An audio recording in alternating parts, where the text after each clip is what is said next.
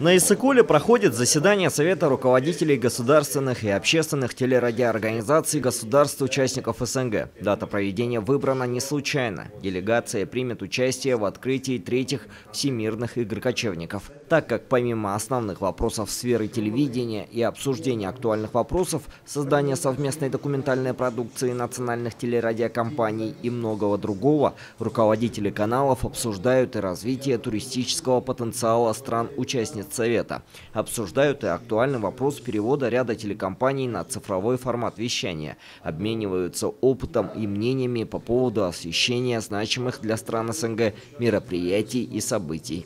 Эта площадка на самом деле выгодна для всех телерадиокомпаний. Выгодна тем, что в первую очередь на сегодняшний день КТРК он не сможет содержать, обеспечивать ни одного зарубежного корреспондентского пункта из-за технических проблем, из-за финансовых проблем в первую очередь.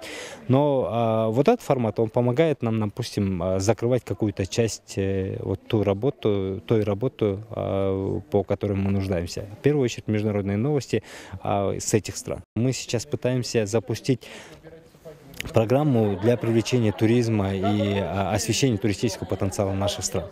Вопрос, мы сейчас обсуждаем механизмы, как мы его будем реализовывать. Мы обсуждаем финансовые механизмы, технические механизмы.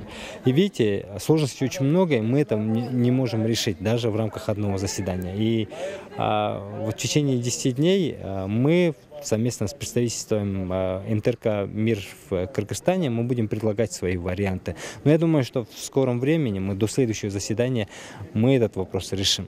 Это очень хорошо, что сейчас заседания начали проходить в разных странах. Кстати, это была тоже инициатива наша, чтобы в разных странах проводить. И мы на этот раз встречаем гостей на берегу озера Иссык-Куля. Вы видите, в каком они восторге, как их телеканалы, как их журналисты в восторге. Они пришли не одни, а со своей съемочной группой. Это тоже очень большой вклад на самом деле в туристический потенциал. Поэтому такие форматы нужно развивать в дальнейшем.